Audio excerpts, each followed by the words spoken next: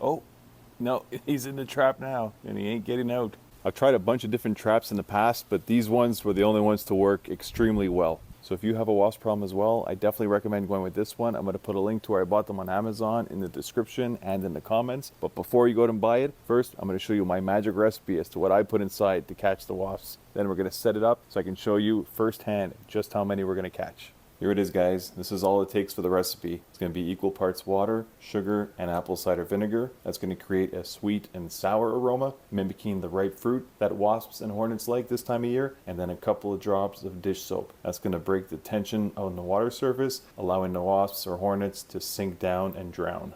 There's no fill line on these traps, but you definitely want your solution to sit below the lowest entry point on the trap. And if you take my advice and buy this specific trap, I'll save you the guesswork. I'm going hard this year and I'm setting up 2 traps. So we'll go ahead and we're going to add our 3 ounces of water, the same for the apple cider vinegar, and 6 tablespoons of sugar.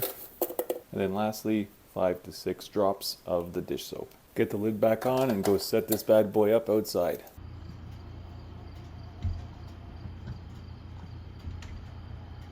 There we go, guys. We got one inside the trap and one about to crawl into the trap.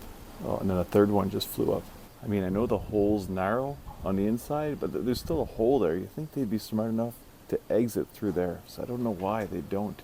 I've never seen one fly out in my years of using this trap. Okay, actually, I think I know why. It's because these holes are larger when it first starts, but then I think they have to pin their wings back to be able to crawl into the narrow portion. And once they're in there, they need to be flapping their wings to hover up around those small holes. They can't pin them back. If they pin them back to try and get in through that small passage, then they got no flying power and then they drop into the liquid. Got another one exploring the hole. Oh, is he gonna go in? So he collapsed his wings and about to crawl through. He's just like hanging out in that tube.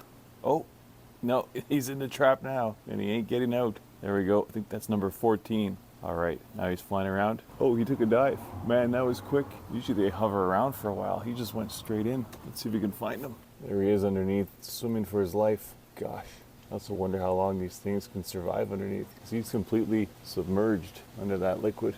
Just goes to show you how effective that dish soap is to break the tension on the water surface. It just like pulls them in.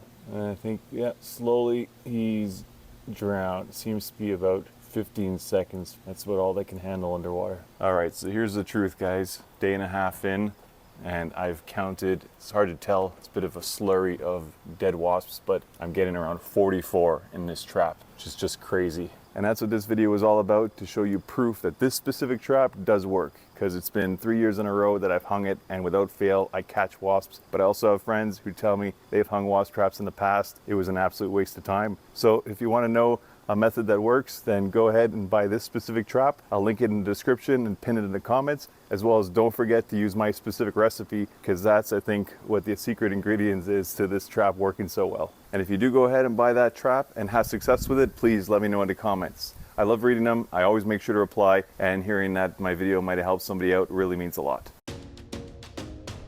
And if you want to go one step further, then hit that subscribe button up top. That would be awesome.